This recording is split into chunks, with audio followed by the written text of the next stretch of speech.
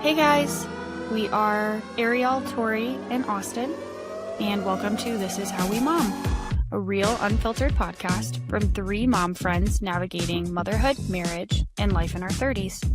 No fluff, no curated answers, just honest conversations and genuine reactions. Each episode, one of us brings a surprise topic to the pod, and the other two have no idea what's coming. We share our perspectives, our chaos, and our meltdown of the month, because with 6 kids under 4, there's always something wild to laugh or cry about. Expect candid mom talk, relatable stories, toddler drama, and plenty of humor. This is our outlet for surviving motherhood, and we'd love for you to join in on the ride.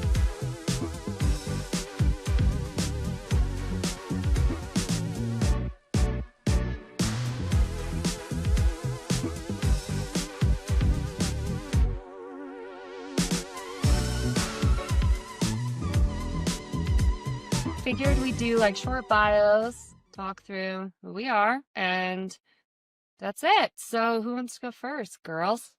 Me? You? Sure, I'll go for it. My name's Austin. I am a 33-year-old wife and mom to 3 babies, 4 and under, so I have my hands full. I married my husband 6 years ago in November, and we've been together for a total of 9. We live in western Nebraska, and he is a farmer, so we stay very busy throughout the year, as anyone can imagine. With input prices at an all-time high and commodity prices at an all-time low, it's not a very lucrative business these days. I was lucky enough to stay home with my babies for 4 years and only work part-time, and I just recently chose to go back to work full-time. I am a liquor sales consultant for one of the largest liquor distributing companies in 44 states, so that's fun. I travel weekly, and then I work from home when I'm not traveling, so going back to work for sure has been one of the biggest challenges. Not working full-time since having kids and then going full-time. It's kicked my butt. Yeah. That's been a tough one. Big transition, I'm sure. And 2025 has been a rough year, which I know it has been for a lot of people. Like, all the things happening in the world and the economy, it's just not been a good year. So I'm excited to talk it out with my girls and anyone who wants to join us. And I am a person, I've felt this way since I was very young. I believe in the power of vulnerability. I believe that connecting with someone on a deeper level allows you to know that you're not going through it alone, and someone else out there can probably just connect with you and not make the hard times feel so lonely. Yeah. The shitty parts of life feel so lonely. I feel like Arielle and I talk all the time about like just the importance of the village, man. Like not only just raising your kids, but just in general. Yeah. Like navigating being a mom and like working and life and all of it. It's just so much. And you need other moms to lean on. I agree. 100%. Like, yes, we have our husbands. Yes, we have our family and our, normal support system. But I feel like you need a separate support system. Yeah. I agree. And no judgment. To preface, like, I know you girls say it, but like, no judgment. Anything that anyone ever brings to me, there's no judgment. We've all been through something similar or hard and put in positions where it's really hard and there's no right or wrong answer. Yeah. Or we're going to go through it soon. Yeah, there's never a black and white answer to parenting, right? Like, No, there's so many things that I thought I would do. And then I became a mom, and I'm like, that is not the truth. Or did you ever think, like, I'm never going to do that? Oh, yeah. And then I was like, and then here you are like, doing it as a mom. I also will say, like, villages, they don't exist in the same capacity that they used to back in the day. So, like, everyone's like, it takes a village, but now modern day parenting, we have to build our own village. We have to be the village or build a village because you're not usually in close proximity to your family. You don't have big families at the same time as your siblings. Like, the village is not what it once was, or you don't have the capacity and the time to show up in like the physical aspect the same. So like you have to build it now. And I think that that's why it's so important. Someone said to me the other day, and I was like, ooh, that kind of hits hard. They said, everybody wants a village. Nobody wants to be a villager. And that's kind of like, that's deep. That kind of cuts hard. Like, that is everybody wants them to be there, but in turn, when it comes to being able to call someone and be like, hey, what are you doing? Can I drop my kids off? Like, that's a deep village. Yeah. Like, if you don't feel like you have those people where you're like, man, I'm struggling. Husbands are at work. Who can come help me really quick? Yeah. to do anything. You know, we live in a crazy world. I don't even like taking my kids to the grocery store.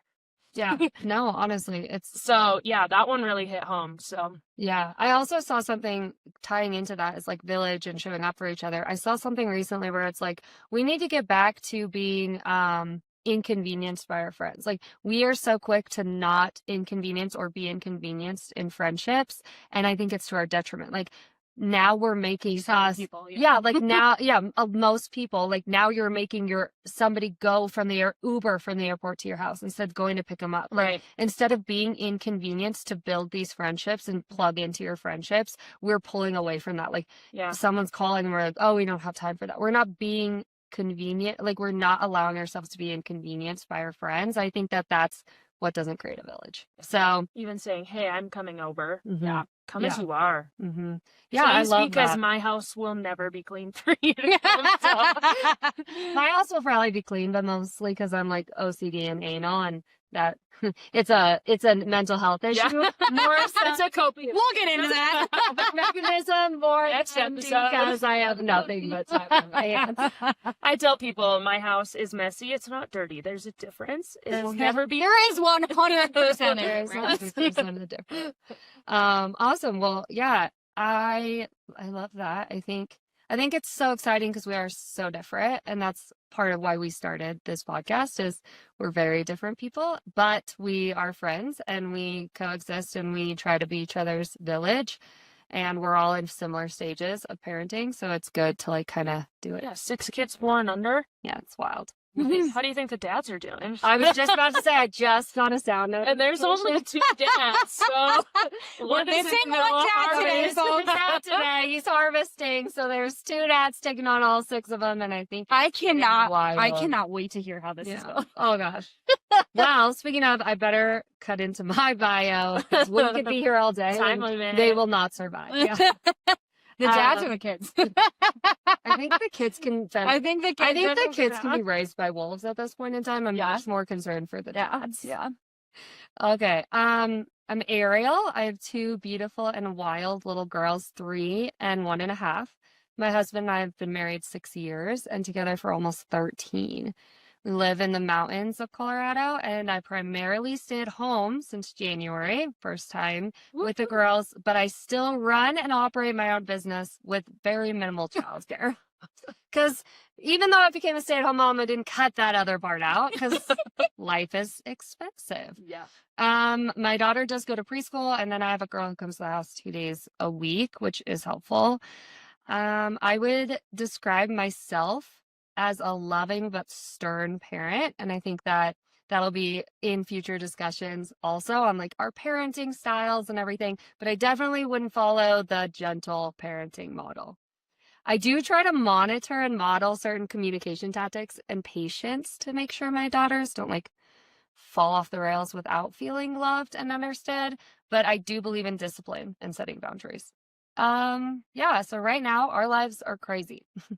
The toddler stage is no joke, and we are having very opinionated girlies, and it's a blessing, but it also can be like daunting as being their mother who spends all their time with them. Most days are spent running them to different play dates or events, spending time at our house with friends and family, taking the occasional mom and dad night out. We are very thankful to have family close by. That also comes with pros and cons. But it is nice that we actually have mom and dad's nights out. But we're also grinding at our jobs to try to get to a stable place financially. Like you said, 2025 was hard for a lot of us. Quitting my full-time consistent paycheck was wild.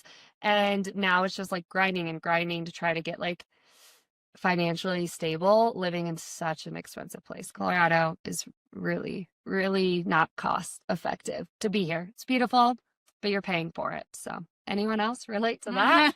Anyone else relate to that being very expensive? Yes. Just life in general. Oh yeah. And I feel like, yeah, we talked about a village, and we don't live in a time where wives get to stay home and you get to comfortably live anymore. Like, we are expected to work like we don't have kids, and we're supposed to be at home with our kids like we don't work. Yes. And that's a tough society to be. 100%. Yeah. Again, a full other episode where we can talk about balancing all of it, but I don't think any of us have the perfect answer. Yeah. Like, I know I wing it every single day. No, but so. I mean, that's what motherhood is in general, though. Yeah. You know, is I feel like I've said this to my mom multiple times that, like, growing up, I always looked at my mom and I was like, wow, she has it together. Yeah. And then I became a mom and I'm like, she absolutely did not have it together, and neither do I. Fake it till you And make it. and that is totally okay. Yeah, I Like, agree. It's okay. We're just winging it every day, and that's how we get by. Yeah. Yeah. Talking about how each week, future podcasts, we're going to each week bring a different topic to the table without the other girls knowing, because I think it'd be fun to get hot takes and like honest feedback. I think that's the best way. We're going to keep this candid and true. And one of them I would say is like gender roles and our inability to have true gender roles, or our like need to want to also thrive in other areas. But then it puts us in the position that we're like everything for everyone except for ourselves. So that's going to be one of mine in future weeks. So stay tuned if you're also battling with the idea of taking on 17 gender roles. I mean, nowadays we don't have to cut that out. But yes, multiple gender roles, all one human being. So, Tori, Okay. let's talk about you. Bring it on. All right. Hi, guys. My name's Tori. I'm probably the loudest person on this podcast and have a habit of speaking my mind. So having a filter is not my strong suit, which you can imagine has posed a challenge while raising a toddler, because I want to drop F-bombs like it's my day job, and she copies everything I say. Yeah. So I've had to reel it in quite a bit, but I still don't have the greatest filter. Myself and my family live in Colorado as well. We're fortunate enough to live just up the road from Arielle and her family, allowing us to raise our kids side by side and rally together on the super hard days. You know, we're so conveniently close, walking distance, that we can just text each other and we're like, hey, she's having a meltdown. I need a day. Come over. And we just get the girls together, and it's easier with more kids. They, entertain each other, and then we have our mutual support, so it's awesome. I'm a mom to a very strong, very independent 2.5-year-old girl and 2 angel babies. My husband and I have been married for a little over 4 years, and we've been together for 8, I think. I should know that. I think it's 8. It's a good thing that you don't have to remember it, right? Yeah. I would say we've been through more than some will go through in their lifetime, unfortunately. When I'm not at home being a mom and a wife, I spend my nights as an ER nurse, or I bartend, because I clearly don't have enough on my plate. So I have 2 jobs, because why not? I would describe myself as a pretty fun, easygoing mom most of the time. My confident and brave daughter has taught me to foster her independence while mitigating risk as much as possible. Parenting a small human that looks exactly like my husband, but as strong-willed as myself, can be extremely difficult at times. But I consider myself blessed beyond measure to have been chosen to be her mom. She has made me a better person, 100%. Yeah. I don't know where I would be without her. Honestly, this is going to sound really, really dark and morbid, but I probably wouldn't be here if it wasn't for her. Yeah. Hey, we're jumping all the way in. We're jumping all the way in right away. A lot. Yeah. That's a full understatement, I feel like. And it is truly hard to remember what life was like before kids. It is. Sometimes you think back and I'm like, wow, what did I do beforehand? How did I survive? Or there are a lot of times that I'm like, why was I fucking tired? Yeah. I had no reason to be tired. I say that daily. I was like, what on earth was I tired about back in the day? No reason. You could just take a nap whenever you wanted. Yeah. Now I would kill for a nap. I also tell my kids daily, please take your nap. You'll regret it later. Naps are wasted on the youth, man. I say that really every are. freaking day because they don't take advantage of it. No. They physically need it, but so do we. I think we need to bring naps back to adulthood. Like we need naps. The kids don't. We need naps. No. What do we need to do to get our naps? Right. To allow this back as a part of like our work. Yeah. Oh yeah. I think Instead Like, of 15-minute smoke breaks. that's we need literally nap what I was breaks. going to say. Like, we were pretty quick. Who as a who society smokes to put- anymore though? So, Yeah. like there's not many smokers. No judgment if you do, but I just feel like it's so rare nowadays. Yeah. Give us some nap. I just Yeah. think as Like- a society, we were pretty quick to put in smoke breaks. Like, we're like, four people were like, I would like to smoke at work. And we're like, smoke breaks, mandatory, legalize it. It's a thing. Every state. Every state, you better give them a 15-minute smoke break. Where are nap breaks? And we should be having, that should have been implemented At least far one. sooner than smoke breaks, I agree. in my opinion. Yeah, well, you know, But I it, feel like it wasn't ruled by moms. Life wasn't ruled by that moms. too. back Yeah. then. And this is also going to be a topic that we will talk about at some point in time. Whoever brings it up, because it probably will be brought up. But I just feel like our parents' generations and the generations before them did not prioritize anything Rest. for the moms. Nothing. Yeah. Like mom's mental health, mom's Mhm. getting enough rest, like all of that. And I feel like our generation, we're all in our 30s. We're better about that. I think almost to a detriment Yeah. in some, instances, but I feel like we are better about bringing that up and making that, something that's important to us, Yeah. which I think is awesome. But when you talk to like my parents' generation, they're like my mom worked full time, Yeah. and then would come home, she's exhausted, and then she has her 2 kids. And Mhm. my dad would work until whatever time and didn't know when he was coming home. And I just feel like, I don't know, like she never took care of herself. Yeah. Ever.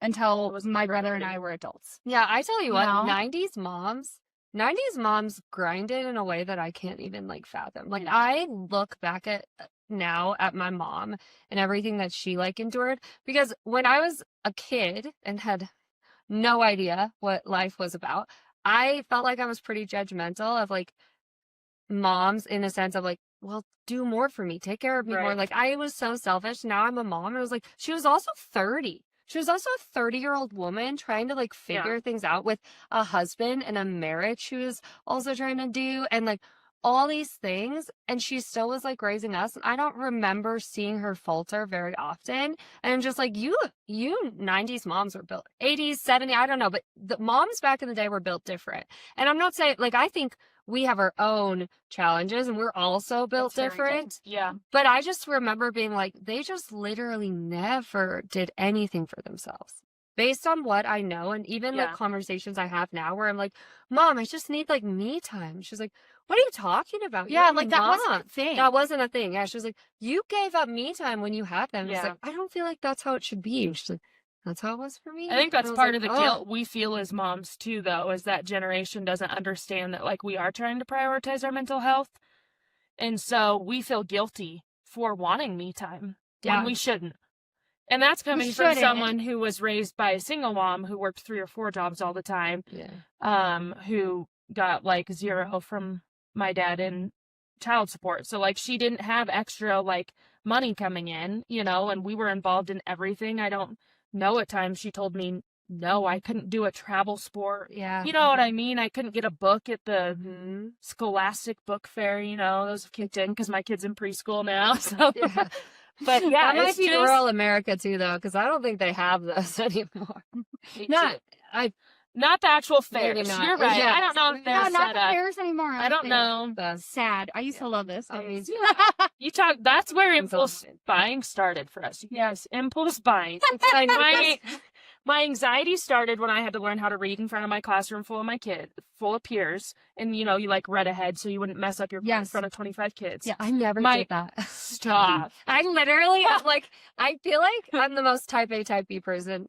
We'll get into Type that C. later. Type Yeah, I C. don't know what I That's am. where I But, like, fall. I don't know what I am. I have never like pre-planned for that kind of stuff. Like, I Oh. was never worried about like presenting. Yeah, I would literally like count in how many public students were in front or- of me and then I count did the it paragraph. today when you sent me the message of what my part was. Like I stressed. I wrote it and I didn't even read it again. Now I was you like, all know my MO. I'm a absolute panicker. You'll never know it, but I will panic about the most mundane things. Everything will be fine. well, I should panic far more, I think, than I do. Like in certain You do, just in your own way. Yeah, I was like, I like Different the ways. things that are probably important. I'm like, meh, like traveling. That'll work out. Brady and I talk about it all the time. It's so funny. He's like, how are you such a chill traveler when you are not chilling like anything else? And I'm like, I don't know. And he's like, because I was like, I'll get my pilot's license. Like, I could do that. And he's like, could you imagine flying an airplane? Like, you would have, and I was like, I don't think I would. Like, I think it'd be fine. He's like, how can you think you can fly an airplane? But then if I need you to take both girls to the grocery store and I drop this on you last minute, it's like World War III. You're gonna implode. And I'm like, I don't know. So I feel like we should be taking notes of like what we want our episodes to be, because we've come already in 15 minutes come up with some good ideas for probably a half a year's worth of episodes. Well, Listen, we got a lot of shit to talk recording. about, folks, okay? We got a lot of shit to cover. And if we ever have any viewers, maybe they'll write in. 1, 2. Someone told me the other day, I told them do we have any takers? Starting a podcast. And they said, I'll watch. I said, you might be the only one. I've kept it a secret. Oh, from a lot of people. I'm excited to tell people. I haven't brought but it I up kind of wanted to like kick it off and like do it and then be like, yeah. We'll have a podcast, you won't know, but there will be signs. Have you seen those? Yeah. What are the signs? I'm excited. Not that I didn't think. Brand deal. Yeah, I just thought this would be fun. I'm glad Tori brought it up. Yeah. I feel like Tori brought it up to Arielle, and one night, like late at night, I messaged you and I was like, dude, So you texted her before that, because then I brought it up. I was bartending. She stopped in on one night after volleyball. And I'm like, this was right after we just lost our second baby.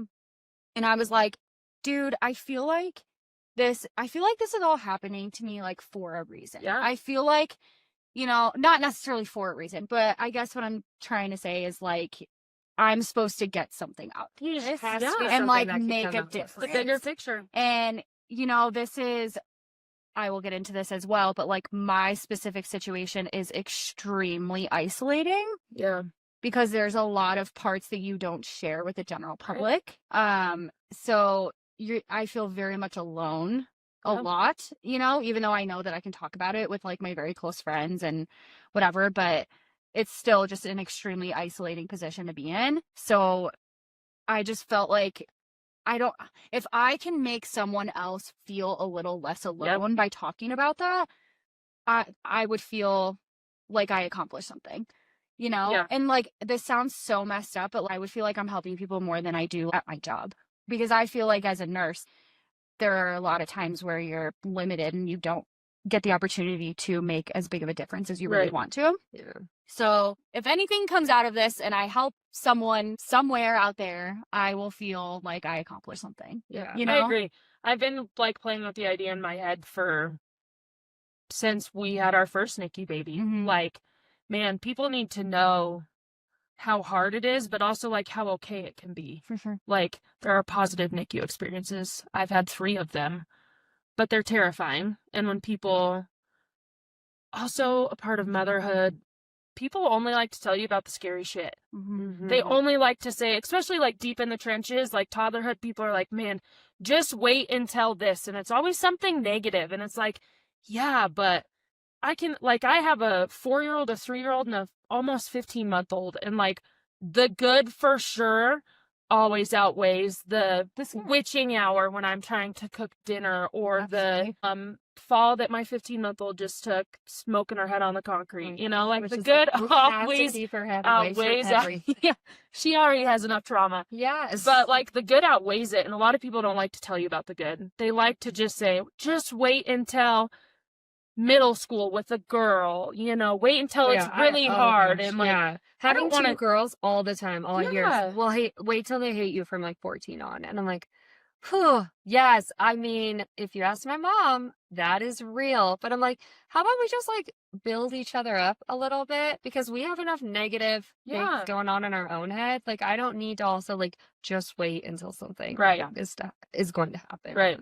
But and I feel like my experiences have like given me a different perspective, where my mentality towards being a mom has definitely shifted more to a positive state. And I would not consider myself a very optimistic person. I feel like I'm more of a realist leaning towards pessimist. I like to be prepared. I'd rather prepare for the worst and hope for the best than vice versa. But I feel like all of these experiences have shifted my mentality to a point where I'm like, I just constantly feel like I'm like blessed to have the opportunity to spend this much time with her, or have the opportunity to teach her this or witness this developmental stage happening. And like, yes, it's hard. Like, being a mom is fucking hard. But at the end of the day, when you get to look at this little human that you created, that you love more than life itself, it's like, some people don't even get to have that. Yeah. And I consider myself immensely blessed. Yeah. You know? So I just feel like you're right. Like, we do need to build each other up. We do need to talk about all the positives, because there are so many positives to talk about. Yeah. So many. Yeah. Yes, there's negatives too, 100%. But we live in a negative world. So I think if you can point out the positive no matter what, you're one step ahead of the game. Yeah. Well, but I'm with you on being a all the time. realist. Like, I need to mentally prepare. Like, for whatever's happening next, I need to mentally be there. I'm still going to be positive. Yeah. I consider myself a very positive person. Like, I'm always the sunshine. However, my husband kind of tops me in the, it's going to be okay. God has a plan. Like, everything's going to work out. And in that moment, that's the hardest time to hear something like that, where I'm like, I understand, fully understand. It's almost like telling a woman to calm down. I feel like in the situation, like, it's almost like telling a woman to calm down. But also, I need you to get on my level to mentally prepare for bringing a baby into the world 2 months early, for what life is going to look like with 2 at home. Like, there's just so much that, like, get there with me, realize it with me, so you're not blindsided by it here when it happens in less than 24 hours and we're trying to figure out what's next, you know? Yeah. I'm definitely more of a negative person. It's probably like one of my least favored traits about myself is like, I do lead like negative. Like, if I'm overwhelmed or frustrated or upset, like I don't see the glass half full, and I do allow myself to spiral. Thank God for my husband being like ultra positive about everything, and I'm like, the world's falling apart, and he's like, no, it's not. Is it really? It's not gonna fall apart. Yeah. So yeah, I mean, I feel like we're gonna have a good group of That's us. gonna be a good mix. It's gonna be like, you're gonna get all perspectives with this one. So, but I think that the positivity is so important, because for me, when I am in that state, like, I would love just a little bit of positive. Like, I want to hear the good of the next stage of my child development. Like, I want to think of like how blessed I am in that current situation. And so hopefully, if you guys are ever like me, where you need like some outlet of just like a little rainbows and butterflies, you're not going to get all the time, because we are realists. Negative. But hopefully there's some things that you can like tune into, channel in, and just be like, that was funny, or oh yeah, I felt that too, or oh, how cool that so and so like was able to overcome that milestone. And if one thing hits home with one person, I feel like this podcast will be worth it, in my opinion. Yeah. Like we all said, like, we don't want people to feel alone. One thing touches home with you, that's great. Like, that's what we came here for. And I do think it's a bit of divine intervention, because like, I was not thinking of a podcast at in any capacity. I'm like, I literally don't have a second. But we both messaged more you, in my which day. is so funny. But you both messaged me within a week time. Yeah. Like, when I brought it up, she was like, okay, that's weird. Yeah, I was like, Austin that's texted me weird, like 'cause- 2 nights ago. yeah, 2 days. I think it was like 2 or 3 days ago. I was like, I got a text from Austin. And I was like, my best friend from like high school, middle school, just texted me about how she wants an avenue to share her story, and how she's like, it just is on my heart. And both of you guys prefaced it the same way. You came to me and you're like, do you think this is crazy? Like, and I was like, I'm like, one, I'm all about crazy. Like, let's do it. I was like, dive in hard. Like, I don't think it's crazy. And also, your stories are so impactful. So I'm like, if it's on your heart, there's got to be a reason. So I was like, I am on board for the ride. Like, I also have a story. I would love to bring it to the table. I never thought about that. In high school, though, that English teacher, what was her name? We went to her house. Okay. Yes, we went to her house. Miss Blaney. Mrs. Blaney. And Hope you're she listening. literally- be our only follower. She literally told me, you have a voice for radio. And I That's weird. to this day laugh every time I think about it because I'm like, who just says that to somebody out of nowhere? But remember we were doing those like stories where we had to like, were you in that class? I don't think I was. It might have been like an AP weird English class, but Not we were there take AP. had to do like this whole like storytelling and we had to record ourselves and put it up online, and then we listened to each other's stories. Okay. And she graded me and in person pulled me aside and was like, you have a voice for radio. And I was like, that was the weirdest. How old were you? I was like 14, I think. No, 15 because it was high school.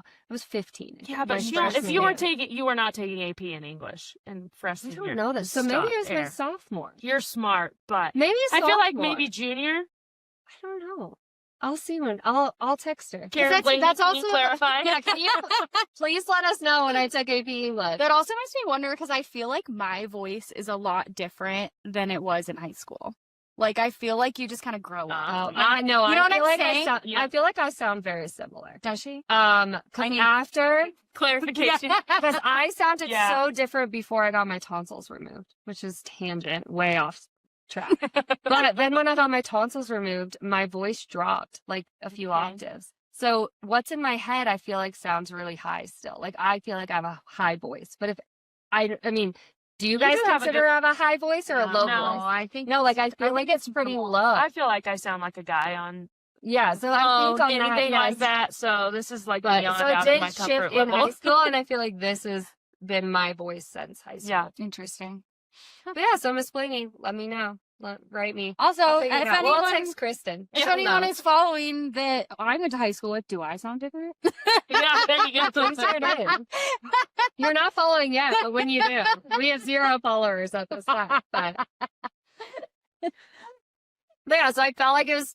We'll circle back. I felt like it was divine intervention that you both reached out to me so Yeah. soon, and I was like, why not do it? Like I was like, I can edit it, create it, put it somewhere, and create the graphics. Like I can do that part. So like maybe this is something. So we'll see if it is. But Here we there's are. got to be a reason that both of you guys wrote me For within the Yeah, same week. I agree. for that. I think so too.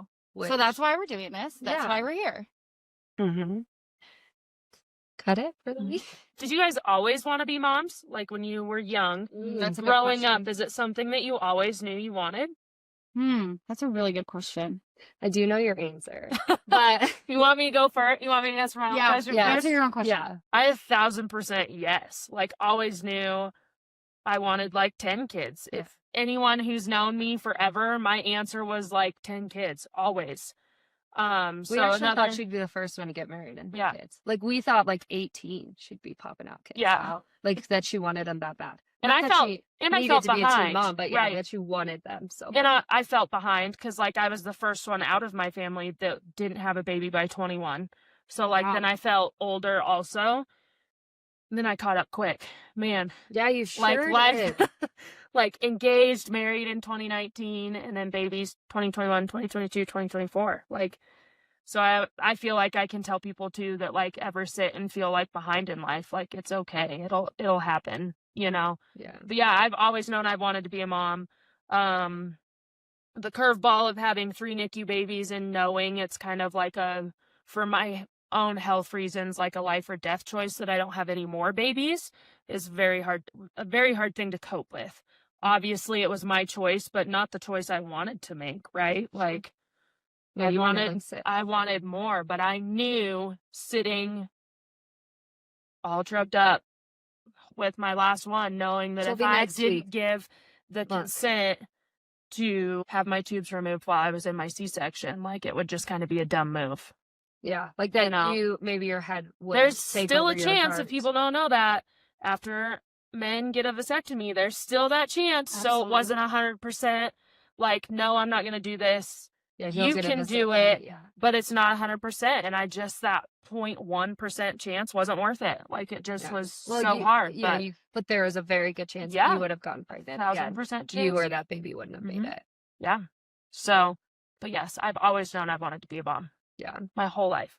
I think I always did too. I I know I always wanted to be a mom. I didn't know in what capacity. Like I used to like pretend a lot as like a young girl that I like had kids. I always envisioned having twins. Like I've always had like the strangest, weirdest dreams that I like had twins. And every time I would like play with like dolls or anything, like they were twins and they were like all only girls. I've never envisioned having boys, but only girl twins. And so like I always knew I'd be a mom.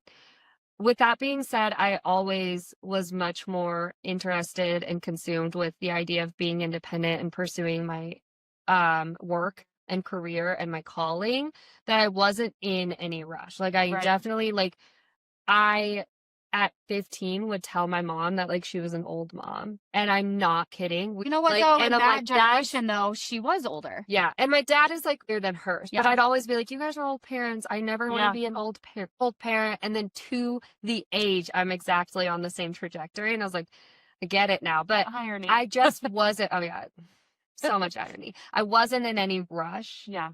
I also chose my person over the timetable over and over and over. Originally, Brady, when we talked, didn't really want kids or wasn't sure if he wanted kids. Yeah. I was like, I always kind of thought I'd have 4, but I'm not in like any rush.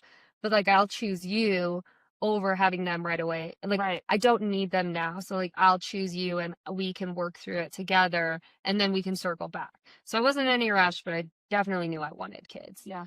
Now the battle of how many is always a constant conversation because I feel so blessed that I like, relatively speaking, have had like very easy pregnancies, very easy deliveries. Like I've had a lot of loss before and a hard time getting pregnant, and I'm no doctor, but like F birth control, and that's my hot take. Like I definitely feel like me being on birth control since 15 is like ultimately 100% the reason it took me so long to conceive. My periods are so messed up, and I had such a hard time, and I had my first like miscarriage prior to the girls. But then once I was pregnant, and especially my deliveries, like to me were really, all things considered, very easy. When I actually look back on them, and I'll read my birth story for next pod, it was a little wild, but like nothing like the horror stories you've heard. Nothing like, so unfortunately, the horror stories we'll probably hear. So like I feel almost selfish sometimes that I wouldn't be done when I like could continue to bring potentially beautiful babies into this world, that it's like I'm done selfishly because of me or because our family financially would be strained, or that I'd have to give up more me time. Like those are the things that are like reasoning behind being done. I feel selfish a lot. So the amount, so I don't real though, that nobody talks about. Like moms feel selfish all the time, no matter what decision we make, and that's just reality. Like we always talk about it. It's never a dig towards dads. No. It's just the mental load us as moms carry. Unbelievable. Dads will never be able to understand, mostly because we at some point will never be able to understand also the mental capacity that they carry in terms of being the keepers, the primary caregivers, like on that side too. Like we'll never understand that side of them. They're just very different. Yeah. Like, I don't care how you swing it. I don't care where you're at, like from feeling or like a thought on gender roles and all the things. Like women and men will not understand the other person's role in parenting and in caring for the home. They just won't, because I won't understand all he endures every day leaving the house to work, and he won't understand everything I endure being a work from home mom. We just won't. But it is, you just put so many. It's honestly what makes you a team, though. Yeah. And you do it yourself if you once again that everything that we've gone through over the past 2 years has made me realize how much of a team we are. Yeah. You know, because you are going through all of this shit together and then doing life together too. Like, and I think our differences make it you a much more dynamic team. Just does. I think you need both sides. You do. 100% you do. But yeah. So we'll see. We'll see where we're at. We'll see what we want. And if anybody decides to listen and wants to hear or have an opinion on what we should talk about, let us know. Yeah. Yes. Like I said, I don't have any intentions of not being vulnerable and Absolutely. talking about what it is. Like, I tell people good all or the time, bad, you're gonna know everything about me if you want to. Yeah. I think there's a Absolutely. huge downfall to being an open book sometimes. Like, you are like just so vulnerable to people using information against you, and sometimes it doesn't work in your favor, but also people not knowing that they're alone in, Tori, like you said, in such an isolating time where you feel so isolated in what you're going through, to not feel alone could be huge. Mm-hmm. Yeah. So important. What about you, Tori? Did you want to be a mom from babyhood? I think I did. I just kind of like you. I just didn't know like to what capacity. I also, this is going to sound so messed up, but I had this really, really weird feeling growing up that like I wasn't gonna live long enough to like be a mom. Like I just had this feeling that like something was gonna like I was gonna die at an early age. Sounds really messed up, I know. I'm not that sad all the time, I promise. Those feelings are real, though. But like I don't That's know, what I Brittany went literally like it was like a milestone when I graduated high school. I was like, wow, I didn't think I'd make it this far. Yeah. Like so weird. I don't know where it came Were you from. so wild? No, I'm just no. I shouldn't have made What it past were high you school. doing? Everyone at this table, I I was so wild. I should not have made it past high school. Jumping fences Oh out of my your God. backyard. Yeah, I don't know. It was just this really weird instinctual feeling that I had. Yeah. And I don't know where it's rooted from. I don't have any idea. But so I just honestly was kind of like letting Jesus take the wheel. Yeah, Kind of, yeah. I'm like, okay, if I'm meant to be a mom, then I'm going to make it and I'm going to find someone and I'm going to be a mom. And then I also like kind of found myself and went through some crazy relationship stuff when I was young because I was so stupid. And my mom was like, Tori, you're really loud, you're really strong-willed, you're wild. Like, God bless the man that wants to marry you. Like I'm a handful. So I ended up finding my wonderful husband. And I didn't even think he liked me for the first 6 months we dated. I can see that for Luke, though. Yeah, he just I'm like, stares do you at like me yet? Yeah. I think I've heard him say 5 words. So We balance each other out really well. We're part of a compound, and so I'm like, Luke, are we? Are we okay? Yeah. we know each other. Yeah, but once you get to know him, then you can figure it Yeah, out. But yeah, so he honestly was ready to have children before I was. We got married in September of 2021. And then 2022 came around and I was in nursing school still. Or I just started nursing school. Yeah. And he was like, I'm ready to have kids. And I'm like, that's cool. Let's do it. Sweet. I'm a Good for nursing you, student. buddy. Do you understand Yeah. what that makes? I'm in So I college. knew that I wanted to like have babies with him, but I just didn't know what that timeline would look like, Right. you know? So then I was like, you know what? I've had an IUD in for like 7 years. Maybe I should take it out. And because I've heard horror stories Yeah. of women like Same. taking Yeah. years. And I'm just like, okay, if he's wanting kids right now, what if it's going to take Kids years? take years. What if it's going to take a year and a half for my body to get back to normal and stuff, you know? Mhm. So I took it out. I was pregnant 2 months later. Yeah. And I shit my pants. You're like, I am a student. Like I So I graduated nursing school in like September of that year, and I was like 12 weeks pregnant. I got a job in November, and then I had my baby in April, and they all fucking hated me because I had literally just started. And I'm Got like, okay, maternity I'm taking maternity leave. Bye.